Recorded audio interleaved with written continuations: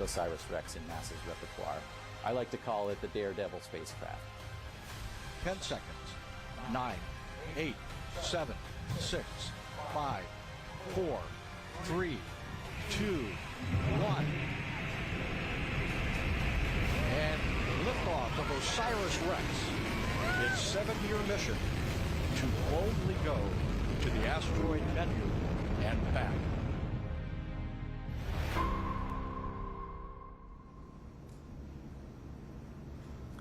Good afternoon, everyone. Welcome to today's media briefing on the upcoming asteroid sample return of NASA's OSIRIS-REx mission. I'm Patrick Lynch with NASA's Office of Communications, and I'm joined today by mission representatives from NASA, the University of Arizona, and Lockheed Martin. We're broadcasting today from inside a hangar at the Army's Dugway Proving Ground in central Utah.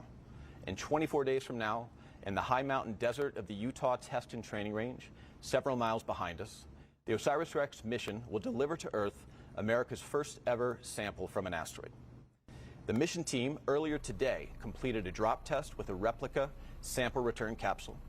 And today they will share details of that test in addition to details of the final preparations toward the sample return, the climax of a 7-year journey from the 2016 launch at Kennedy Space Center to the sample collection at the asteroid Bennu in 2020 to the return to Earth here on September 24th. With us today, we have leaders of the OSIRIS-REx mission. Melissa Morris, the program executive at NASA headquarters. Rich Burns, project manager based at NASA's Goddard Space Flight Center. Sandy Friend, Lockheed Martin's program manager for the mission. Kevin Ryder, the OSIRIS-REx deputy curation lead at NASA's Johnson Space Center. And finally, Dante Loretta, the mission's principal investigator based at the University of Arizona. After remarks from our panelists, we'll open up to questions from the media in the room and on the phone line. For those on the phone, you can press *1 to get in the queue and ask a question. For those in the room, you can raise your hand. We'll bring a microphone to you. And with that, I will turn it over to Melissa Morris. Thank you, Patrick. I am so very excited to be here as we head into the final stretch of the delivery of these valuable and long-awaited samples back to Earth. As you may know, NASA's goal for science is to create a global community for exploration and discovery that fosters innovation and inspiration.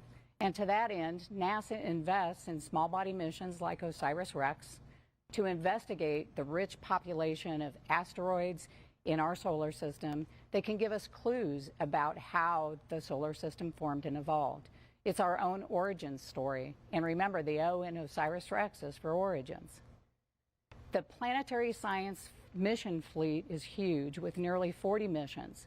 And 3 of those missions to small bodies are being showcased this fall in something we're calling Asteroid Autumn. In September, we have, of course, the delivery of those samples from Bennu by OSIRIS-REx. And in October, we have the launch of the Psyche mission to a never-before-seen metal-rich asteroid. And finally, in November, we have the Lucy flyby of an asteroid in the inner main belt with providing a test of their innovative autonomous terminal tracking system. And so OSIRIS-REx, we're kicking off Asteroid Autumn. OSIRIS-REx is a part of the Planetary Science Division's New Frontiers program, which supports medium-sized missions that are competed and PI-led. OSIRIS-REx was a result of the New Frontiers 3 announcement of opportunity. It was selected in 2011. It launched in 2016 spectacularly, on time, and arrived at the asteroid Bennu in 2018 to begin an 18-month survey of the surface of the asteroid, in part to select a sample site for collection. And those samples were successfully collected in October 2020, and then OSIRIS-REx headed home with the sample in 2021. And guess what? We're just a few weeks away, get a little bit clumped, from the delivery of those samples to the Utah desert. And so OSIRIS-REx is a phenomenal mission. It has achieved so much already. It's the first U.S. mission to return samples from an asteroid. And that sample mass collected is the largest from beyond the orbit of the moon. And on a personal note, this mission is so important to me. It's directly applicable to my research into the formation of the solar system and early solar system materials, in particular components that can be found in meteorites that are thought to come from parent bodies that are very much like Bennu. So I am so excited to see what's in these samples. And I'll turn it over to Rich for a project overview. Thanks, Melissa. I'm project manager Rich Burns. I'm at NASA Goddard Space Flight Center. I've been the project manager of OSIRIS-REx since launch. It's been an extraordinary journey of adventure and exploration. This mission is one pure exploration, meaning we didn't really know much about Bennu before we launched, so it surprised us in just about every dimension. Dante called it the Daredevil spacecraft. Well, all daredevils practice, and that's what I'm going to talk to you about a little bit today. At least all daredevils that live to tell the tale, right? And we are survived coming home. So we're very excited to be in the final phase of this long journey, 7 years, as you saw. The journey started even before that. Dante's been running this marathon for a very long time. So how do we prepare? The Roman philosopher Seneca said success is when preparation meets opportunity. We're very fortunate to be in the position to be privileged, really, to be a part of this mission of exploration. So we take very seriously our preparation. The preparation consists of both tests and rehearsals, maybe indistinguishable to a lot of people, but we call tests when we're practicing commanding with the spacecraft, but we use a simulator instead, much as a pilot would fly a flight simulator. Rehearsals, we put our team in the field, in the environment they're going to be in, using the communication tools and the equipment they're actually going to use on the day of recovery. And you're going to see some of that from us in the upcoming graphics. Today, as Patrick mentioned, we conducted a drop test from a helicopter. So we dropped a replica, as you see right here. This is the real replica that we dropped from the helicopter about 7,000 feet altitude. It deployed its main parachute. This represents the final phase of flight for OSIRIS-REx sample return capsule and the sample being delivered home under the main chute. The descent is quite gentle from this point forward. It comes screaming into the atmosphere, but this main chute slows it down significantly. This is our first opportunity to work with our colleagues at the Utah Test and Training Range to track the capsule as it descends under the main parachute using the sensors that are here at the range. That worked beautifully to locate the sample, the location of the landing, and then recover the capsule from there. Yesterday, we placed the capsule on the range and practiced our recovery techniques. And here you see we are recovering the capsule with 4 helicopters that deploy our recovery team. First, to ensure the area around the landing is safe and secure. And then the recovery team approaches the capsule to prepare it for transport back to a clean room, temporary clean room that we've assembled here at the range. This takes quite a bit of processing on the ground before the capsule is ready to be transported. Human safety, as you're going to hear from me in a bit, is our #1 priority. So we make sure that the capsule itself is ready for transport, prepare it, put it in a cargo net, and transport it back under a long line via helicopter to a building you saw this afternoon with a temporary clean room embedded in it. We land under that long line, and the capsule itself gets transported into the building and into the clean room itself for disassembly, and ultimately, as you'll hear, transport to our curation facility. We're very excited about this process, but let me tell you a little bit about what precedes the reentry. We have major decision just 4 hours in advance of when that capsule enters the Earth's atmosphere. That's whether the spacecraft will release the capsule or not. That decision is based on 3 criteria. Human safety is our #1 priority, as I said. Capsule survivability. The environment, as you'll see, is very harsh during the atmospheric reentry. Capsule reenters at 12.3 kilometers per second and heats up very quickly. And then the third is landing accuracy. Can we land in the prescribed area that we know is going to be safe and free of people? So back in July, we started a sequence of maneuvers that are intended to target the Utah Test and Training Range. The first maneuver, conducted in July, targets a path, moves the path of the spacecraft to within 125 miles of the Earth. Then on September 10th, we'll target the Utah Test and Training Range, followed by a maneuver 1 week later to refine that targeting. And as you're going to see later, we have a very relatively small area to fit in, but we're highly confident we'll hit that. After we release the capsule, we make the decision at 2 a.m. in the morning, the day of release. We'll release the capsule at 4:42 Mountain Time, assuming we decide to release it. And then 20 minutes later, the spacecraft will make another maneuver to avoid Earth, and it will be on to its extended mission to a soon-to-be famous mission or asteroid called Apophis. We're very excited about that extended mission. We're here to talk about the primary mission.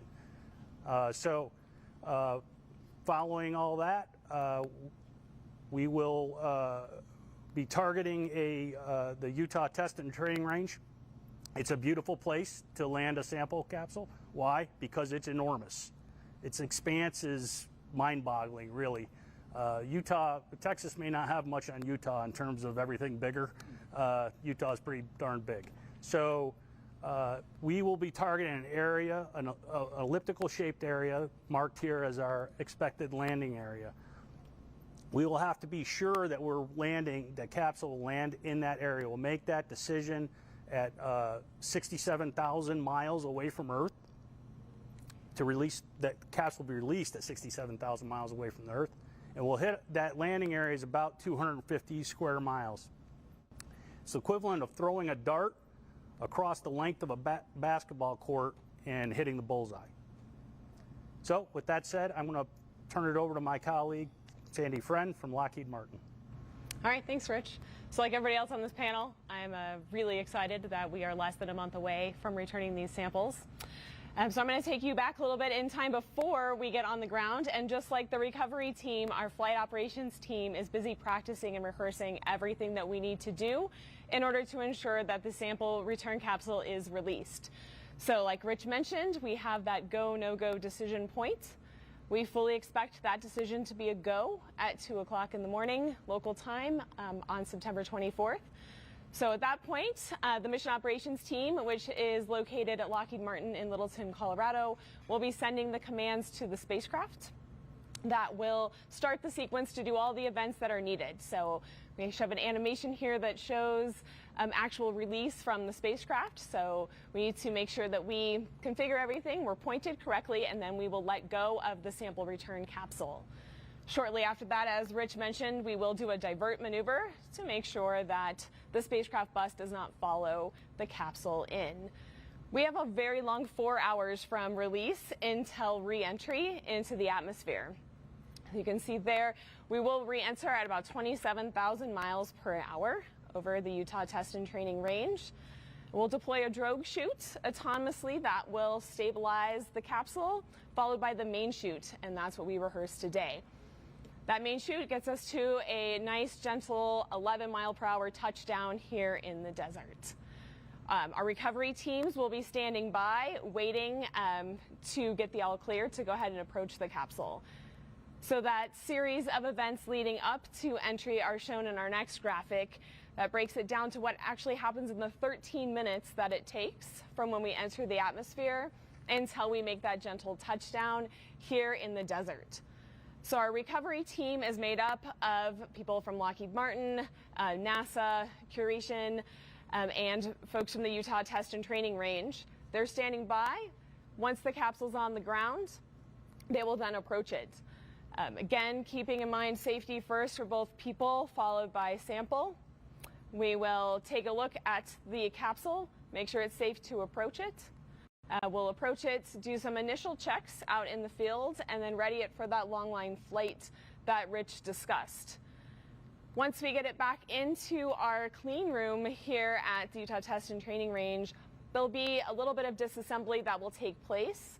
The primary goal to get the nitrogen purge onto our sample to keep it pristine.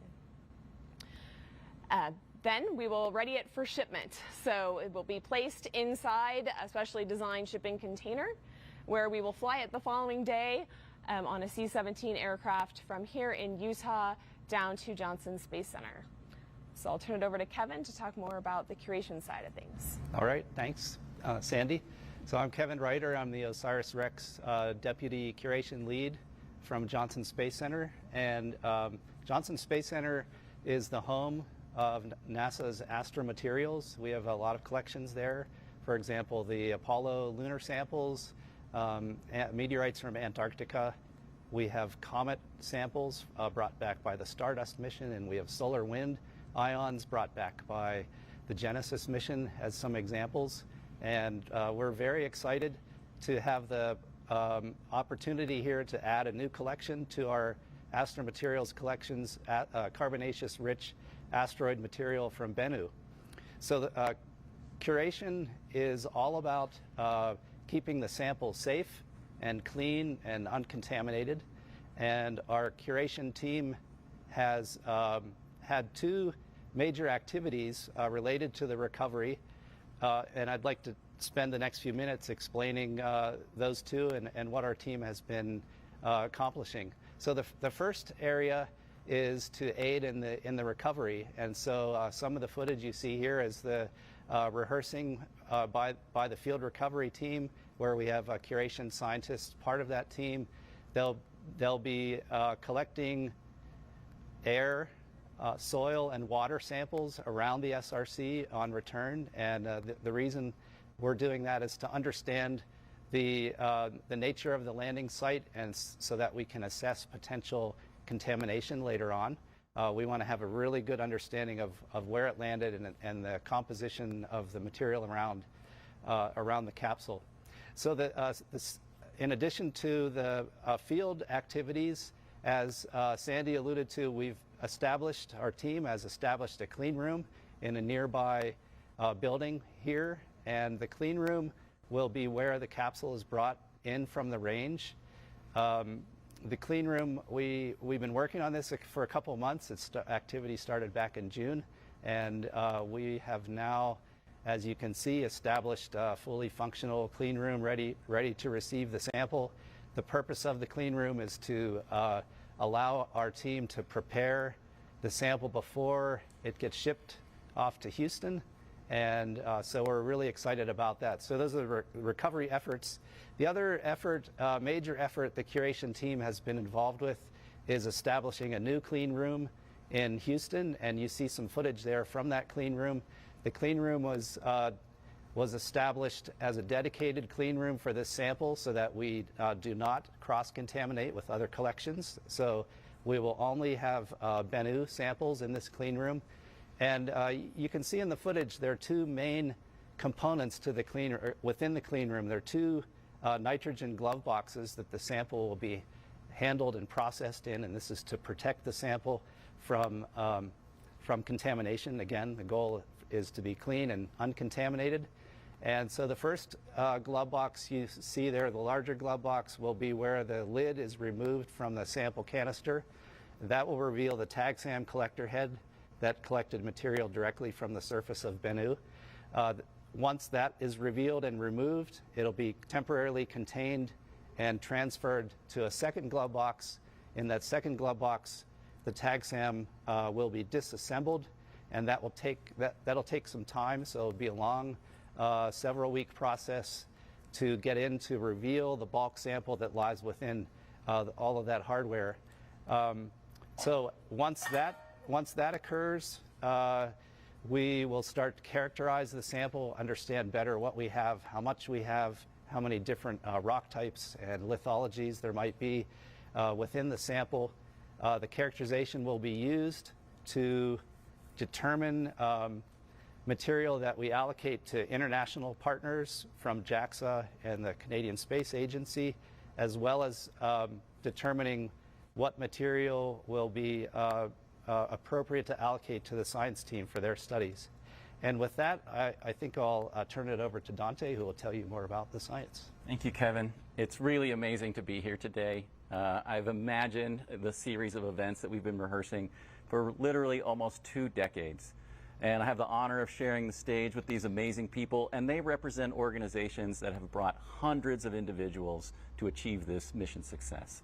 As you can see from the first graphic here, I've grown up on this program. I don't even recognize this kid from 2008 who was writing that New Frontiers proposal to convince the agency to let us lead this program to bring back these amazing samples from the dawn of our solar system. Launching in 2016 seemed like the highlight of my career at the moment, but it was really just the beginning of getting us to this incredible world, this small asteroid named Bennu that holds clues, we believe, to some of the deepest questions that we ask ourselves as humanity. Let's take a look at the asteroid. It's a stunning celestial object. To give you a sense of scale, it's about 500 meters or a little over 1,600 feet in size. That's about the size of the Empire State Building, or like a small mountain. I like to think of Bennu as a small mountain floating in outer space. And its shape is particularly intriguing. It literally is a droplet made out of rock, gravel, and boulders that are barely held together by their own microgravity. And it was amazing to have our spacecraft visiting this celestial neighbor for over 2 years with our prime focus of picking that key location on the asteroid surface where we sent the TAGSAM, the touch-and-go sample acquisition mechanism, which you can see here, the forearm of that device, make that brief contact with the asteroid surface. And it was a really dynamic event. Bennu, I call the trickster asteroid. It has challenged us every step of the way. We thought for sure we were going to touch down on a solid surface. This was an asteroid. It was a rock from outer space. But it actually responded more like a fluid, like if you dropped yourself into a ball pit at a children's playground. The good news was, because of that really soft surface, we collected an enormous amount of material. We promised the agency we would bring back 2 ounces, or about 60 grams of material. We believe, based on some very clever spacecraft engineering from our partners at Lockheed Martin, measuring the momentum change on the spacecraft as we articulated that robotic arm, that we have at least 4 times that material in that sample return capsule. So over 8 ounces, or about 250 grams of material. And boy, is the science team excited to get that. In addition to being the principal investigator, I'm also on the field recovery team. I wanted to personally be out there to greet these pieces of Bennu to our home planet, welcome them to the curation facility at Johnson Space Center, and get them ready for the adventure we're about to put them on. At the University of Arizona, we've been building world-class laboratory instrumentation. We have some state-of-the-art electron microscopes, ion microprobes, a whole suite of ancillary equipment. And one of the best parts about being at a university and being able to lead a program like this is that we're training the next generation, right? I've had over 200 students, undergraduates and graduates, working in science, engineering, analysis, chemistry, marketing, graphic arts, video production, business management, all of the skills that it takes to bring a mission like this to a close. And we have an army of graduate students that are waiting to get involved in the sample science program. It's really a great entry point for young people to get involved in science. They're super excited just to think that we've got these pieces of asteroids. And then I start to explain the story of what these samples are going to tell us. We're going back to the dawn of the solar system. We're looking for clues as to why Earth is a habitable world. This rare jewel in outer space that has oceans, it has a protective atmosphere. We think all of those materials were brought by these carbon-rich asteroids very early in our planetary system formation. And of course, the biggest question, the one that drives my scientific investigations, is the origin of life. What is life? How did it originate? And why was the Earth the place that it occurred? And because Bennu is so rich in carbonaceous compounds, we've seen these with remote sensing instruments that we used while we're at the asteroid. We believe that we're bringing back that kind of material. Literally maybe representatives of the seeds of life that these asteroids delivered at the beginning of our planet that led to this amazing biosphere, biological evolution, and to us being here today to look back on that amazing history, to think about where did we come from and where are we going? What does it mean to be alive, to be conscious in this amazing universe? Let's take a look at the last graphic. This is where we think it all began. We call this the protoplanetary disk. This is where stars are born.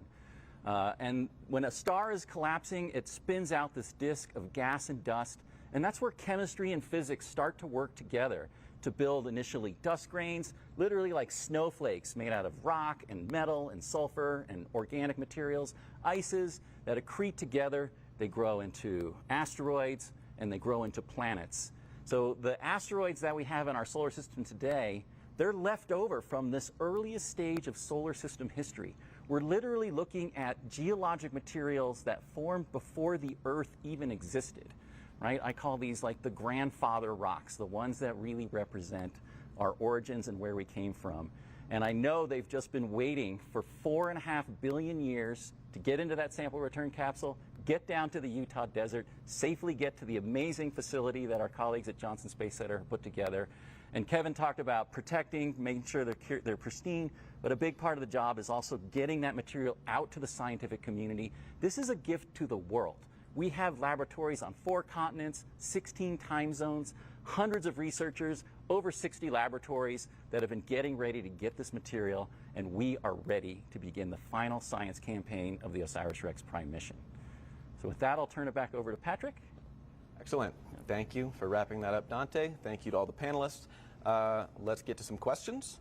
Again, in the room here, please raise your hand if you have a question. Sophia will get a microphone around to you. And if I don't see any off the bat, here we go, up here, Sophia. And for those on the phone, please press *1 to get in the queue. We will get to you shortly. Thanks. Hi, I'm Yu Inoguchi for Kyodo News, Japanese news agency. My question is, you are going to exchange the samples with JAXA or Hayabusa 2 team.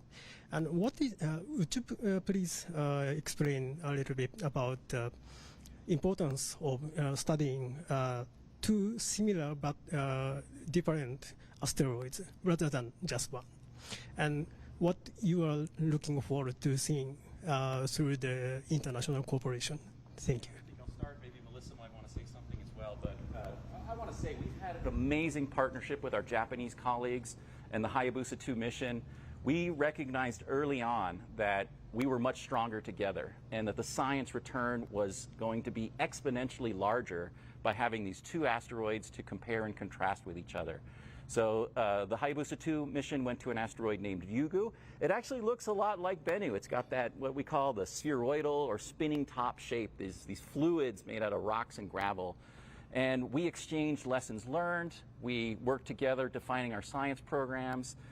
Rich and I and colleagues went out to visit JAXA to talk to them about how their sampling events went and take that information back to us. And already the Ryugu samples have provided amazing insights into the origin of the solar system. And I'll say, when I saw what Hayabusa 2 brought back, I was like, okay, that's really similar to the kind of material we have, but spectrally these asteroids look very different. So it actually made me think, well, what exactly are we bringing back? We might be bringing back something we haven't seen in our meteorite collections, and actually that's what I'm really getting excited about. Maybe, Melissa, you want to talk about the interagency cooperation? Absolutely. And as I mentioned before, NASA really wants to be a part of a global partnership that does exactly what Dante says. We work with our partners. We're stronger together. We cannot do anything alone. I think we all know that. And to just play on that, 2 different asteroids that may photograph and look a little bit the same can be very, very different. And with my history with meteoritics, I think the thing that would make me the happiest is if we have something totally different. And you can have 2 meteorites that look identical and can be very, very different. And so it's so exciting to be working with both the Japanese and the Canadians, and we want to be stronger together to investigate these big problems and where we came from. Okay, take our next question from the floor, right at the back. Oh, wherever you find him. Hello, I'm Justin Davenport from NASA Spaceflight. We all know what happened to the Genesis sample return mission. Had issues getting back down. What have you learned since then that you've been able to apply to this mission? I'll take that one. We have learned a lot from Genesis, right? Every success and every failure has lessons learned.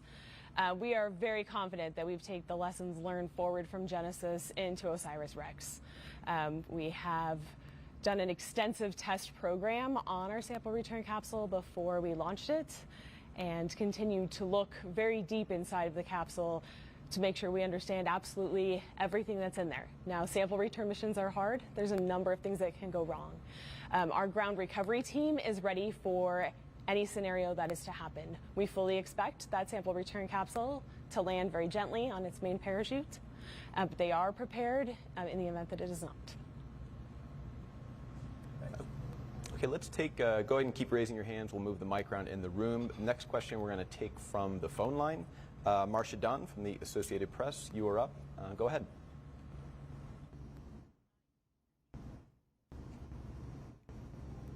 Can you hear me there? Yes, we're coming in now. Go ahead. Oh, great. Yeah, thank you. Probably for Dante, I'm not sure. You mentioned 250 grams anticipated coming back. I keep reading about a cup of the material, debris, rubble, filling up. Would about 250 grams fill about 1 cup, maybe more? And what do you think is the most that could be coming back in samples? I heard 67,000 miles, I think, at the time of release of the sample container. Is that the closest that OSIRIS-REx will actually come to Earth, or does it get any closer than that? And lastly, when will this science campaign begin? Might it begin by the end of the year? Thanks. Sure. I think I'll take the first and the last question and turn it over to Sandy or Rich for the spacecraft attitude question. So the 250 grams is a little over 8 ounces, which is a cup. It really, of course, the volume depends on the density, but we think Bennu is really low density material. Just for reference, a rock that you would find, say, out here in the Utah desert, about 3,000 kilograms per cubic meter. The bulk Bennu asteroid is about 1/3 of that, which is just above that of liquid water, which is a shockingly low density for geologic material. And then when we looked at what happened when we made contact with the asteroid surface, it was about half that. The area where we contacted the Bennu was about 500, so 1/6 the density of your average rock. So a cup is a good visual assessment. Of course, we don't know how the material is going to respond in the gravity field of the Earth, and it may compact, but based on what we know about the bulk density of Bennu and the mass that we estimate that we've collected, that's roughly of order of 1 cup. In terms of when the science campaign is going to start, I'm obviously pushing for as fast as possible. And the good news is we've worked with our colleagues at Johnson Space Center to identify the ability to sample very quickly in the processing. When we stowed the TAGSAM device inside the return capsule, it was leaking material. There was a moment where we rallied, overcame the obstacles, and safely got the material stowed away. But there's probably particles that are moving around inside the science canister. So any dust that's visible as soon as we open up the canister, which might be as early as September 26th, there's going to be a sample, like a wipe taken, and that material is immediately being delivered to a quick look analysis team ready at Johnson Space Center, which in addition to having a curation facility actually has an amazing sample analysis suite of instruments as well. And we're going to get busy. University of Arizona researchers, NASA researchers, we have colleagues from the Smithsonian, from Purdue University. They're going to be ready to receive that sample and get us an immediate assessment. And I want to know, did Bennu trick us again? Is it what we're expecting, or are we looking at something completely unanticipated? And as a scientist, that's kind of what you hope for, right? Because that's where the real secrets are unlocked. And I don't know who wants to take the question about the attitude of the spacecraft. Yeah, the spacecraft following the divert maneuver targets a flyby of Earth about 800 kilometers. That will set it up on a path around the sun, and we'll be making maneuvers in the months after the divert to target our next target, which is the asteroid Apophis for our extended mission, which we'll rendezvous in 2029 with. Okay, great. Let's take our next question from the phone, and then we'll go to the floor next. So I believe Gina Sinceri from ABC News, you are up next, and go ahead with your question. Thank you. This is for Dante. Could you tick-tock for me quickly what the nail-biting moments are for you guys? Yeah, you know, it's been amazing to look back on this journey, and, you know, I ask myself, how many heart-pounding moments can you have in one lifetime? Because I feel like I might be hitting my limit. To me, of course, it's the go, no-go poll. I've already voted, for the record, it's go from the PI. So that's literally on the record. They don't poll me. They know my opinion. But there's human safety, and I understand. That's why I have Rich as the project manager to make that call, and I trust him implicitly to do that for us. So, of course, if we don't release the capsule, then there's no work to do here on the ground, and we're waiting 2 years. There's an opportunity in 2025. It's risky. We have to get close to the sun beyond what we tested the spacecraft to do. We don't want to do that. We want to release that capsule. And then it has to separate from the spacecraft. There's some action. There's cables that need to be cut, and a mechanism that pushes and spins the spacecraft out. That has to work properly. And then, of course, we have to deploy the parachute. And that requires batteries to be depassivated. We'll have information before we release the spacecraft. And it was great to watch the drop test today. It was just like a little sneak preview of that emotional moment. As soon as I see that parachute unfurl, I know we made it. We made it to the surface of the Earth. We've achieved that mission success criteria to safely get that sample down to the ground. And at that point, I think it's all downhill from there. Everything we've rehearsed, getting out of the field, getting it to the clean room, getting it on an airplane, getting it into the curation lab, I think that at that point, it's just fun and games and sample science. Okay, great. I think our next question from the floor right here. Sophia has a microphone. And if you could state your name, and if you know who the question's for, go ahead and direct it to them. I do. Thank you. Chris Kokinos. I'm writing for Astronomy Magazine. Actually, I have a couple questions. One, I think, for Sandy, and then a question or two for Dante. For Sandy, can you talk about, or whomever, can you talk about when you are getting the sample return canister into that cargo net? What are you wrapping it with? What are you sort of putting it in, or does it just go into the cargo net? Yeah, it is wrapped in bags. Do you have the exact material? Teflon bags.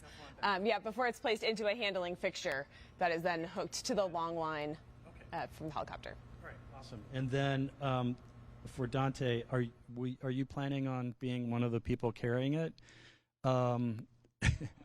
I won't touch the hardware. Okay. That's Lockheed Martin's job, and that's their responsibility. They're responsible for actually transporting it all the way to NASA Johnson Space Center, and even opening it up. And at that point, it's handed over to JSC, and it becomes part of the collection. I'm there to document the environment, right? Our goal is to bring back pristine asteroidal material. Right. And pristine means that nothing that gets introduced that's not from the asteroid hampers our ability to analyze the material. One way you overcome that, because we're out in the desert, it might be wet, it might be muddy, windy, dust-blown material. Some of that may make its way into the collection. It's unlikely, but we want this contamination knowledge collection. If we see something that looks really unexpected, like one thing I noticed out there were snail shells, right, where we were rehearsing. I was like, if we found a snail shell in the collection, we might want to say, could that have come from Utah? Right? We don't want to publish our science papers unless we're really, really sure. So it allows you to eliminate false positives, remove blanks from your chemical analyses, and have that information. So I'm out there with members of the curation team and the science team to make sure we get the samples that we want for that information. Okay. And then just lastly, how hydrous is Bennu? I mean, is there any chance that there might be some interesting biotic or even almost biotic chemistry? I mean, is that the kind of dream scenario? Bennu appears to be heavily hydrated. Yeah. And we have an instrument on there. It's called the OSIRIS instrument. It was built by our team members at Goddard Space Flight Center. And it looked across wavelengths in the infrared beyond what human eyes can see. And there's a drop in signal, a long wavelength, that is very indicative of water molecules. And you might think, well, this thing's in the inner solar system. It's a near-Earth asteroid. The surface is way too hot for liquid water or for icy water. It's inside clay minerals. It's locked inside a crystal structure. My estimate is about 10% by weight of the asteroid is water, and maybe 5 to 10% by weight is carbon. These are, my bets. We're going to have to analyze it to see how well we did with the instruments, and that's one of our science objectives. In terms of could it have biotic material, that's a vanishingly small probability. We worked hard with NASA's Planetary Protection Officer to evaluate that. We're unrestricted Earth return. We're not doing biohazard containment or anything like that because that risk is vanishingly small. But we do think that there may have been evolution of the organic molecules that could give you insights into the initial stages of the origin of life. One of the things we see on the asteroid that we haven't seen in Ryugu samples and we haven't seen in our meteorite collections are hydrothermal mineral deposits, long veins of salty materials that suggest a hydrothermal system very much like what we get at the deep ocean, mid-ocean ridge, what we call alkaline hydrothermal vents, which is a key environment where we think origin of life chemistry may have started. So what I want to know is how do you go from a simple carbon molecule like methane, which is a natural gas, to something like an amino acid, which makes our proteins, or a nucleic acid, which makes up our genetic material. So we're looking for anything that might get you down the pathway to a biomolecular system. Okay, great. Let's take a next question from the phone, and then after that we'll go to the floor. So if you have a question here in the room, go ahead and raise your hand. But our next question from the phone, from Marina Corin from The Atlantic. Go ahead. Hi, I'm Marina Corin with The Atlantic. Can you describe the immediate actions that would be taken in the event of a crash landing, like the top 35 actions? And then let's say there was a crash landing. Is there any scenario in which some of the samples could be preserved and be scientifically useful, or would it all be considered contaminated? Thank you. I take the first part, you take the second? Sure. So like I mentioned, the team is prepared for a hard landing scenario. The first thing is, of course, human safety. So we'll need to approach the sample return capsule. We know there is unfired ordnance, or there may be unfired ordnance in that scenario. Need to assess the state of the hardware on the ground to make sure that it is safe for people to approach what protective equipment that they need.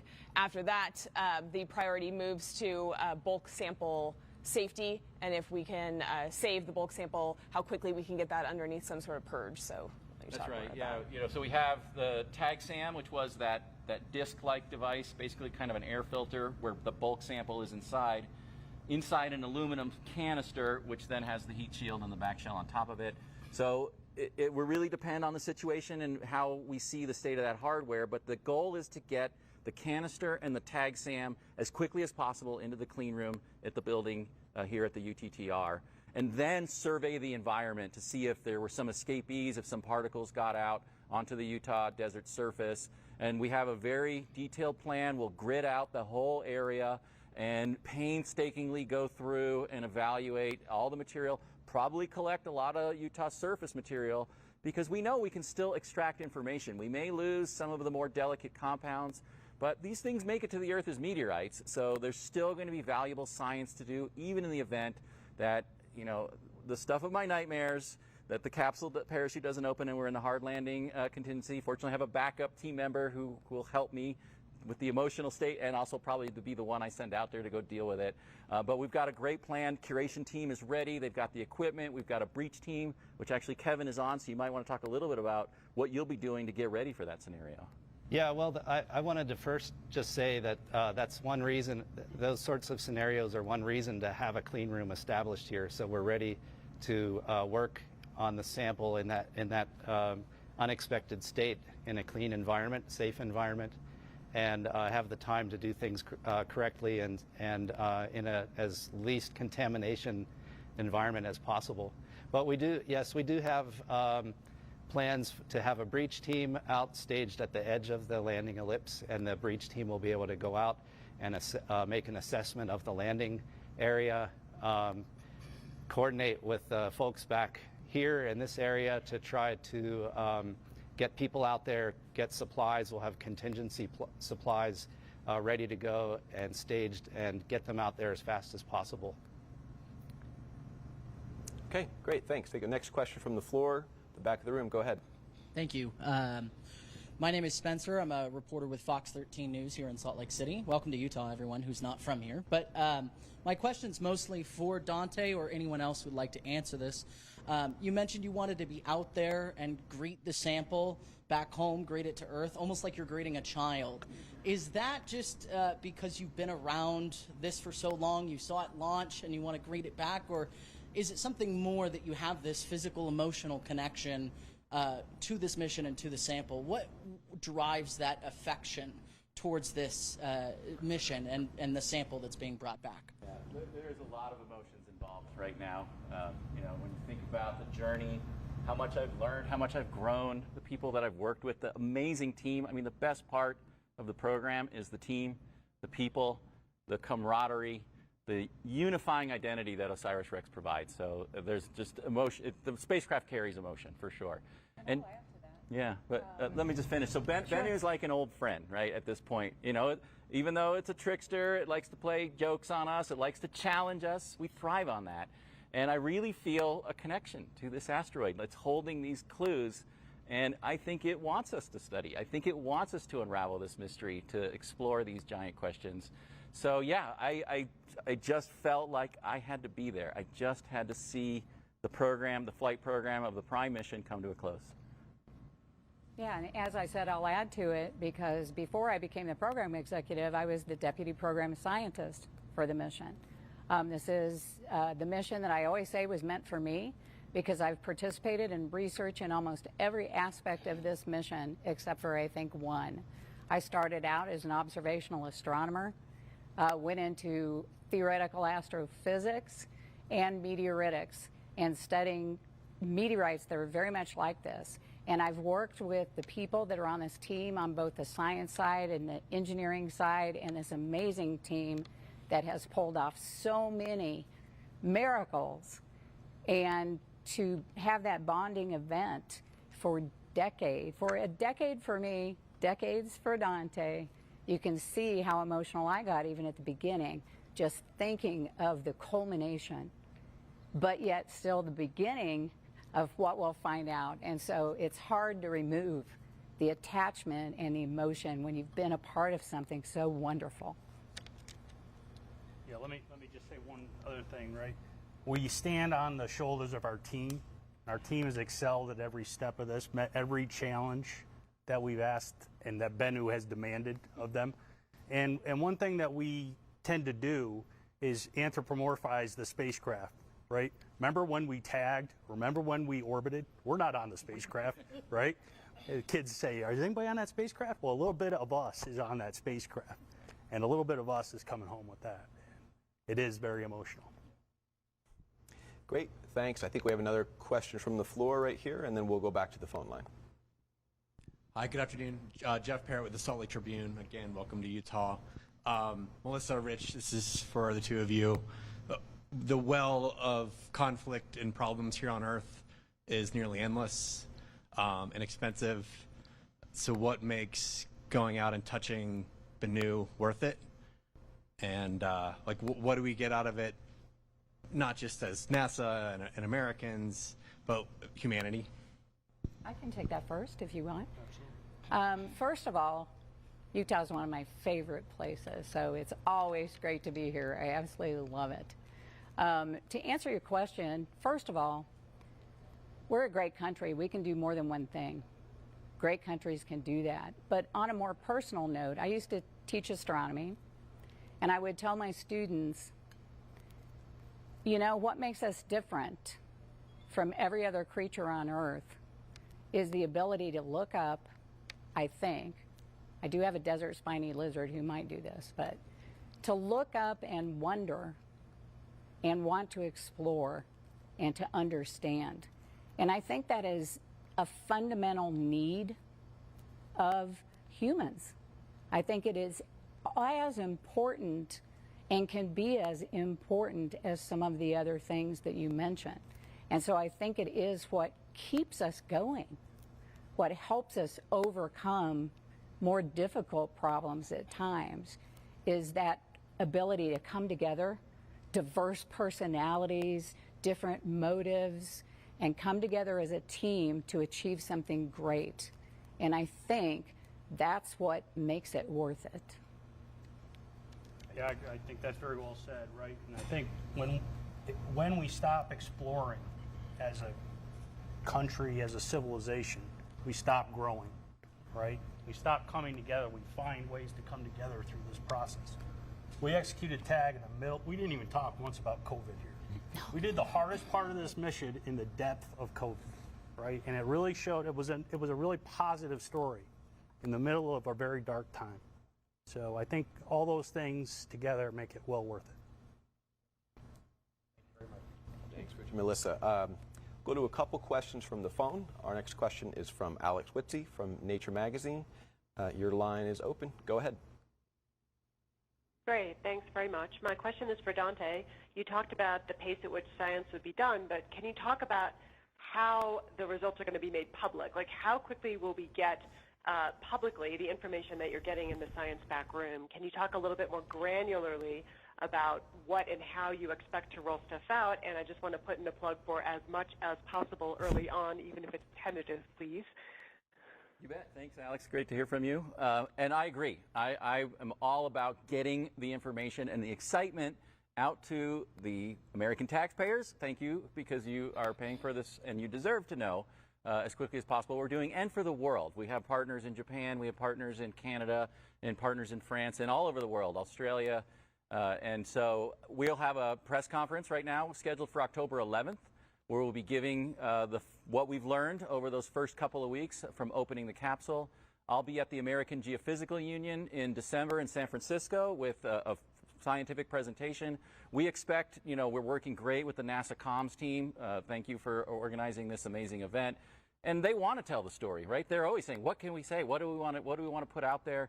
And so I'm really dedicated to that. I expect I'll have a first paper written by the end of the year. That's my goal right now. And that'll be a basic description and also testing the hypothesis about how well did we predict the sample. One of the big parts of the mission is we look at these asteroids with telescopes, some of them with these spacecraft, but you're always trying to figure out what exactly is it made out of. You don't have it in your lab, you don't have it in your hand. So we want to understand how well we did, and that's what my paper will focus on. We'll have follow-on papers from our mission sample scientist, Dr. Harold Connolly from Rowan University, telling us about the general nature of the rock types that we're seeing and how it fits into the other hypotheses that we're testing. And then we have a series of papers we're expecting to publish from our working group leads, and we're hoping to have those submitted in the first quarter of 2024. Thank you. I think we have time for one more question. We're going to go to the phone.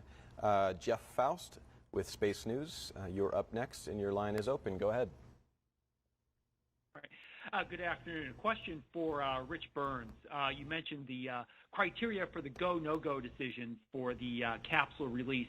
I wonder if you could outline any sort of scenarios that might lead you to make a no-go decision, and what sort of contingency plans you would have in those scenarios. I know Dante mentioned a possibility of coming back around in a couple of years and trying again.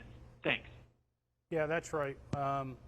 So one of the scenarios is if we had a problem with a sequence of maneuvers leading up to the release, and that would cause us to, if we were projecting that we were going to land outside of our prescribed landing area, we would make a no-go decision for safety reasons. So you're right, you heard correctly, we do have an opportunity. As I said, the divert maneuver will put the spacecraft, and we decide to hold on to the capsule, it will remain with the spacecraft. Spacecraft will fly past Earth, be on an orbit around the sun, and in 2 years' time, we can have another opportunity to target the Utah Test and Training Range. Okay. I do want to say one last thing, right? I failed to mention. I want to extend my thanks and gratitude, all our thanks and gratitude, to our wonderful military partners here at the Utah Test and Training Range in Dugway. They've been we couldn't do this without them. Not just because this is an amazing place, but because their hospitality and their cooperation and their level of expertise, competence, and just cooperation, sense of cooperation and spirit of cooperation has been extraordinary. We couldn't be happier to be in partnership with them. They are part of the OSIRIS-REx team, and that is something really special. It's hard to explain if you haven't been part of it, but it really is this feeling that you're part of something greater than yourself. And our military colleagues are welcome and wonderful additions to that family. Okay, thank you very much to our panelists. That's all the time we have for today. Again, let's take another final look at that beautiful drop test footage from earlier.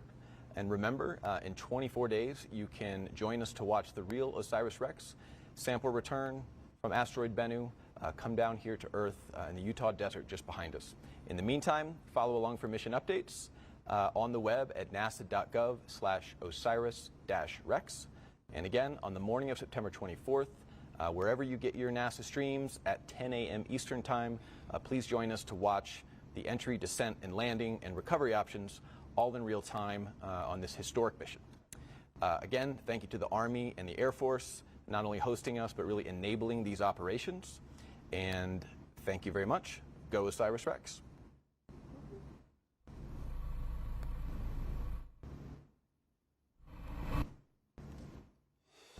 OSIRIS-REx is NASA's first asteroid sample return mission.